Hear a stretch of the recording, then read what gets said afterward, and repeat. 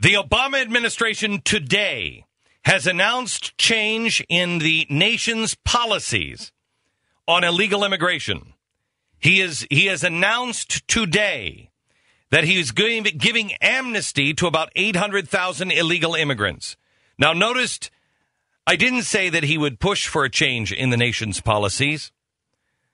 He's not trying to get this through Congress. He is just, in a breathtaking fashion, seizing power. This is exactly what a dictator does, not an American president. We are a constitutional republic. They don't do that. He doesn't have the ability. The Department of Homeland Security doesn't have the authority to do this. Obama is now stopping all deportations for certain classes of illegal aliens.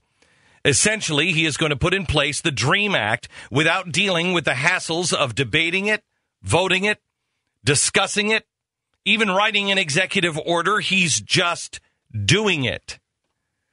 The Obama administration is going to stop deporting and begin granting work permits to younger illegal immigrants who came to the U.S. as children and has since led law-abiding lives.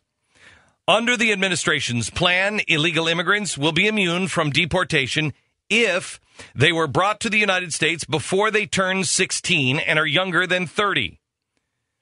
If they have been in the country for at least 5 continuous years.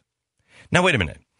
If you were brought here before you were 16 and you're younger than 30, why not those who were brought here at 15 and are now 50? Why the cut? Why 16 to 30? Kick them out. They're different. I love that, too. You have to be able to stay in the United States for 5 consecutive years. So you have to be a consistent lawbreaker to get this benefit. If you happen to go home in between, then no, of course not. I want you to see this for exactly what this is. Instead of having to spend $100 million on Spanish radio and television trying to mobilize the Hispanic vote, trying to get your progressive, leftist, out-of-control Hispanic like La Raza and worse, those organizations trying to convince them that they should be behind you, instead of spending all that time and money, Obama has just seized control of our legislative process and is unilaterally enacting an incredibly controversial proposal to give immunity from the laws to what he hopes will be a reliable voter.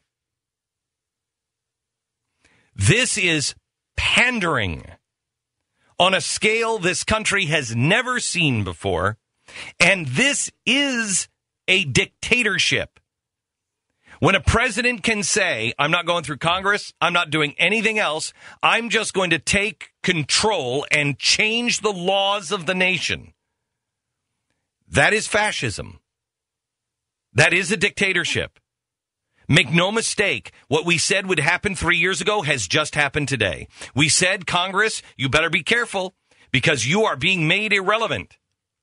He's not going to use you. It's not even executive order. He's just doing it through the Department of Homeland Security.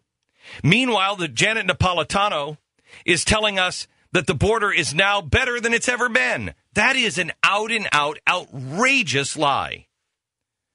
This is one of the most important topics of our lifetime, what's happening on the border. It is a war zone. It is worse than a war zone. What's happening in Pakistan on the border, what's happening in Iraq on a border, is not as bad as what's happening in our own country on our border.